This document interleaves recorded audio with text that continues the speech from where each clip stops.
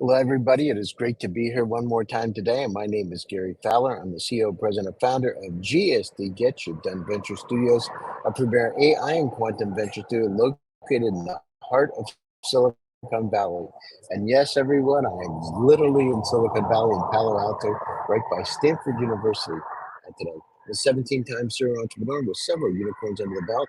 I was on the original management team of Click Software, which was sold to Salesforce for $1.35 billion, and also Evil.ai. Welcome everybody to Runday Presents today, and I have an incredible guest, Alexis Grabar. Alexis is a serial entrepreneur, a seasoned leader with over 2 decades of experience in international management, and as a co-founder and executive president of CXB HUB. He's got a diverse background spanning multiple industries and roles, including being a board member, an entrepreneur, and a CEO. He excels in driving strategic growth and fostering an impactful customer experience. And an esteemed professor, I love that, esteemed professor, he shares his experience in leadership and innovation across prestigious business schools. He's fluent in numerous languages, including French, Russian, and English, and he embodies a relentless commitment to excellence and organizational success. And with that, I'd like to invite Alexis on stage. Hi, Alexis. How are you today? Yes, I'm good. Thank you, Gary. Good morning, everybody. Yeah, so how in the world did you learn Russian? Why did you do that? Was it just woke up one day and said, "Oh, I want to speak Russian"? Well, it's a mix. It's a mixed story. My family, my grandfather was born in Russia before the Russian Revolution in 1917, and my family immigrated from Russia to America and Europe in the 20s. So this language was in my family, and I became also after that a Russian expert for Airbus for 10 years. So I think 2 reasons: one family, 2 business. Well, that's amazing. And so, where was your family from in Russia? Well, my grandfather was born in Kiev in Ukraine, but the other side of my family was born in St. Petersburg and Moscow, and we were what we are called White Russians, so Russian aristocrats who had to leave, communist Russia because of the change of regime and the Russian Revolution in 1917, 1920. That's amazing. So, wow. So you developed, did you go back to Russia for a while then? Did you spend time there? I loved it, and well, my first trip to Russia was when I was 16, and I was invited because of my Russian language skills. And then I decided that between 19, well, basically the age of 20 and 25 to live there. So I lived 4 years in Moscow. Wow, that's amazing. Now it's a nice place. It used to be really nice, actually. It's changed a little bit with all the challenges on the planet Earth. So, tell me a little bit about it. Your journey. So, how did you get started? Going from you've been an entrepreneur, you've been a corporate executive. What's the journey like? Yeah, well, the journey, I think, is first, let's start with the very beginning. I was French born and French educated. I spent 20 years of my childhood in near Paris, in Meudon, between Paris and Versailles, and I had a lovely childhood there in the suburb of Paris. And then very early on, I got, And how was it? So you Well, it was, Go ahead. Paris-based. It was very French, but the family was very international. We had American cousins, and we had, people coming from all over the world to see us in Paris. That was, the beginning, really. And we were a family of 4, and I'm the youngest. So my American brother was based, later in Los Angeles, and my brother and sister were in France and stayed in France. One was a professor, and the other one a doctor. Well, and you've had such a wide range of background, right? Going from a general representative of Airbus in Russia. How was it back? Because you were there in 1992, by the way. How was that back then? There, what was it like? Yeah, so I was sent to the Russian market and to be the representative of Eurocopter, which was the helicopter division of Airbus, at a very young Hmm. age. I was 22 years old. So from Wow. 22 to 27 years old, I was living the paradise life to start a career. I had a driver, I had an expat contract, I had a flat in Moscow, and I really enjoyed those years. But You clearly, sound like you were living large. yes, exactly. Sometimes I say I was at the top of my career at 27, and Wow. well, in a way, sort of. But at the time, Russia was very different. They, well, 89, 3 years after the fall of the Berlin Wall, they were in the middle of the privatization process. All the oligarchs that we met after for 25 years were just at the beginning of their journey, and I met a few of them at that time, like Roman Abramovich and other ones, and they were nobodies. And Well, I how was was it back then? So you, when you started that journey, so that's the beginning of your career. How was it meeting with Abramovich? Did you know that he would be who he is? And what kind of people? What were they like? Were they no, you normal? Was it couldn't. interesting? Yeah, it was very complicated at the time because they were all trying to understand, well, the Russian economy was a mess. The country was a mess. It was very difficult to understand who was who will go where. What we were trying to do at the time was trying to position an industry, which was the aerospace industry, the French, the European, and the German one, into the Russian market. And we had to see a lot of people because we didn't know if the government will stay, if we were speaking with the right people, the right airlines, the right. So it was a very complicated time. And when I met all those guys at the beginning, nobody knew they will become who they will become 10 or 20 or 30 years after. Wow, that's amazing. Yeah, no, I was there in '92, February 23rd, 1992, myself, and I remember going in, and I thought, boy, I've never seen anything like this before. It's like the birth of something extraordinary. It's unfortunate it didn't continue, the journey to democracy and capitalism, because it was really, really a fantastic time.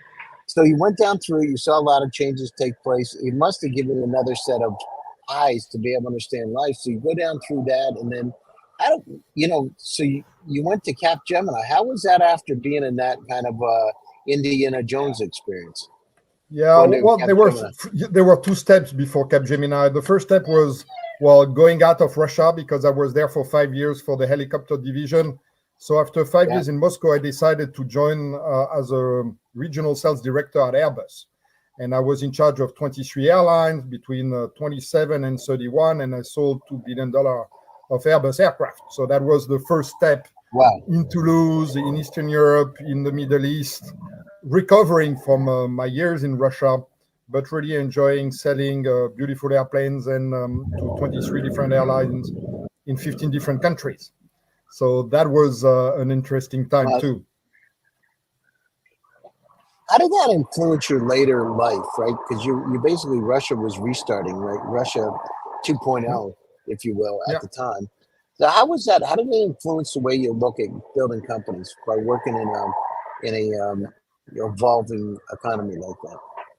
Yeah, so I think what happened to me was first, understanding and working in emerging markets, and Russia and Eastern Europe were emerging markets.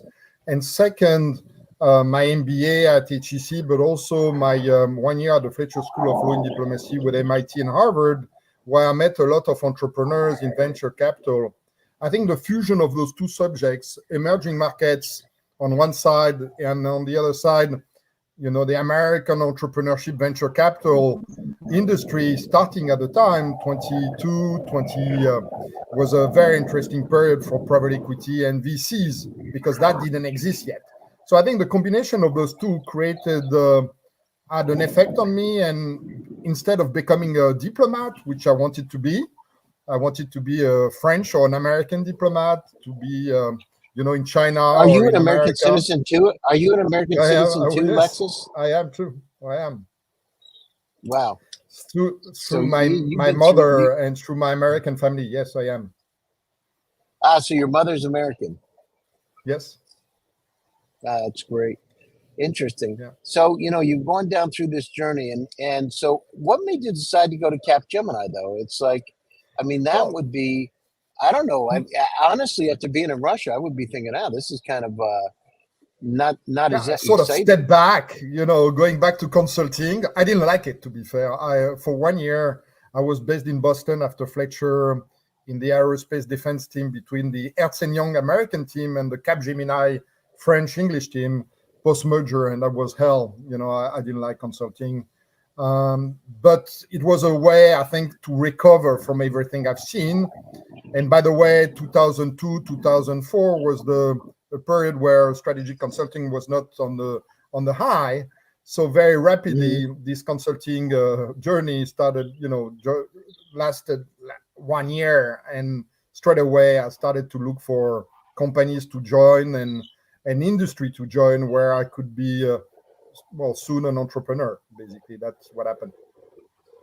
And then, so what made you decide to go to NetJets? Well, that was my understanding. First, my first love with aviation, helicopters and commercial aircraft were there. And then, it was the beginning of private aviation in Europe. So NetJets started to look at the European market as a market to expand. NetJet was already 200, 300 aircraft in the US, but it was the beginning of NetJet in Europe. It was less than 50 aircraft.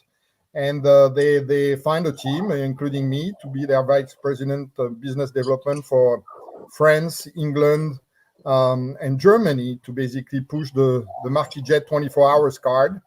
And it was entrepreneurial. It was a team of 20 guys believing in private aviation in Europe. And I thought, well, I'll take this challenge to understand a bit what will happen there.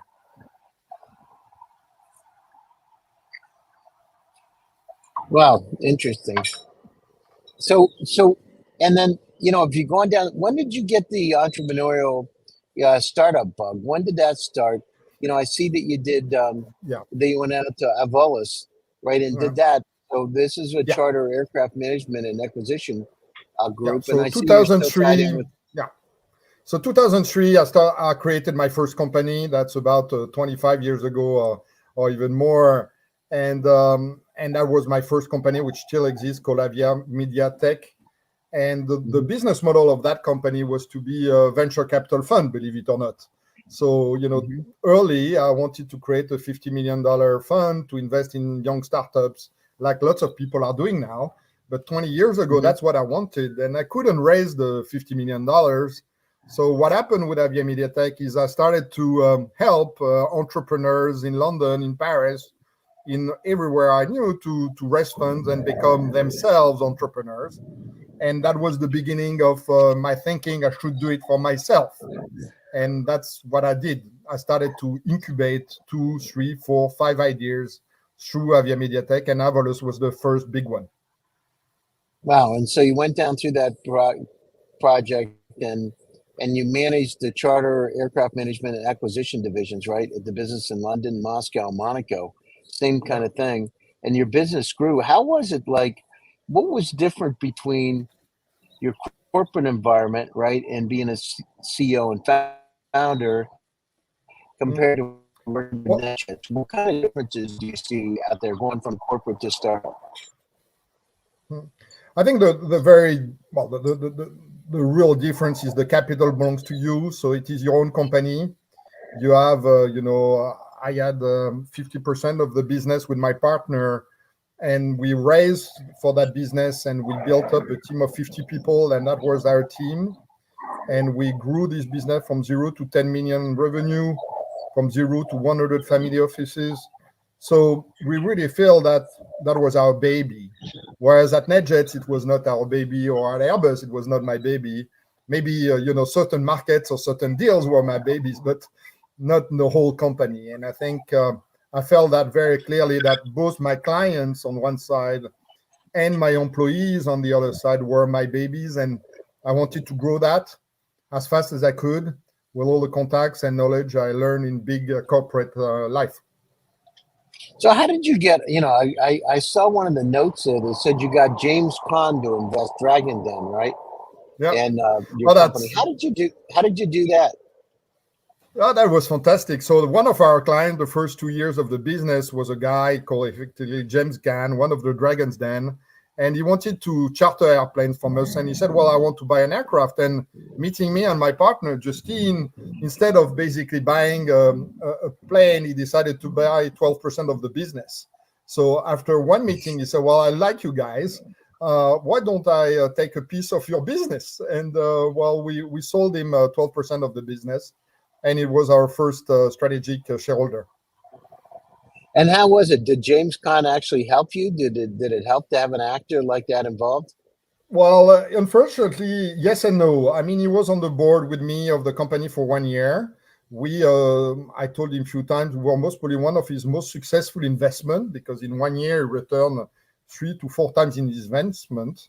So he put 250K and he got 750 in less than 12 months. So it's a good IRR at the time. Maybe they are great, fantastic. Yeah, but it didn't.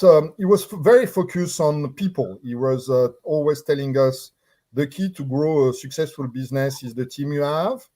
And the second thing I think he really put in my head was, what is your exit? How are you going to basically position this business to exit that business to somebody? And that was the two obsession I had with James Caan on my board was, one, find the best people to join me, and second, to sell that business, which we did 2 years or 1 year and a half after he joined, to an oligarch from Romania.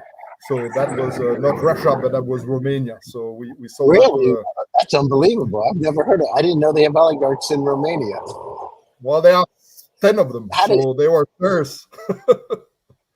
And how did you find them? Did you go to Cluj, or did you go to? No, look, that's again. That's well, academic. I think I went through my MBA, and in my MBA in Paris, there were some Romanian guys who were part of the privatization agency of Romania, and they were working for the richest man of the country. And when I started my startups, I kept with all my HEC MBA colleagues, and one of them said, "Well, your business could be very interesting for my big guy who has an airline and was the CEO of an oil and gas company called Rompetrol that he just sold to Kazmunagas for 2.2 billion." And he said, "Well, he needs somebody like you to operate his airline, his yachts, and his helicopters. Why don't you do a deal with him?" So 6 months down the line, we did a 20 million deal with him, and he gave me 20% of his airline, and I had to manage 5 aircraft in Romania, 25 pilots, and an airport in Banasea in Bucharest. So that was my incredible time. I was less than 40 years old, and I was, one of my dreams was to be the general manager and the managing director of an airline, and I did it. So I really enjoyed that time. Wow, that's amazing. It sounds like you had a lot of fun too. It sounds like you had a lot of fun. You were at the right places at the right time, and you could have a lot of fun and enjoy your life. It was not easy. So I had a lot of fun, but it was not easy, to be fair, managing those regions, those people, those personalities. Egos were huge. Obviously, it was dysfunctional. While that's one side of the story, the other side is obviously after 2 years, basically I decided to demerge my business with this guy because he wanted to dilute me, and I resigned at the end. So I didn't make a fortune out of this deal, unfortunately.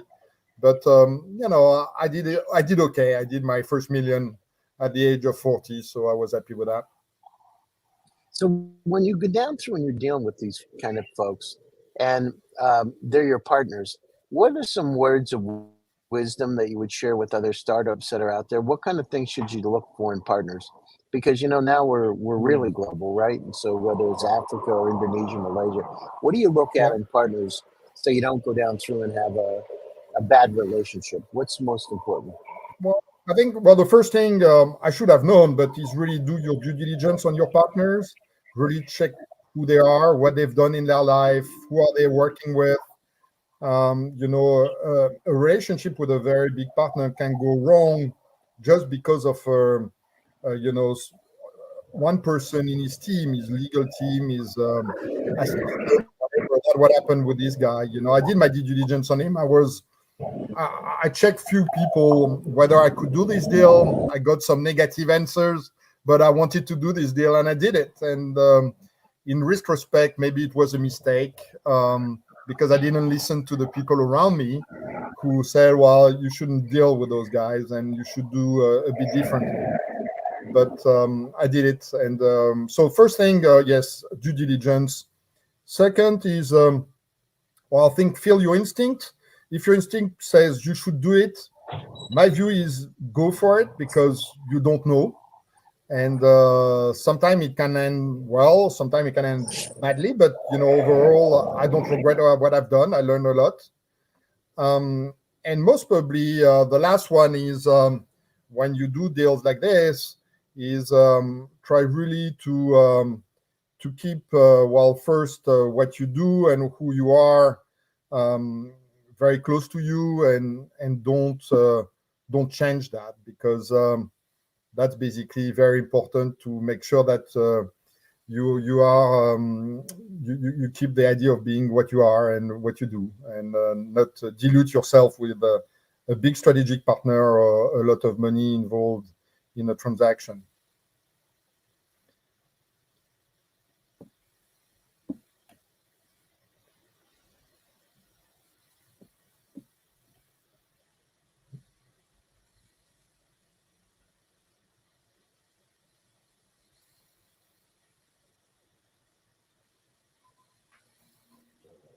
Can you hear me now?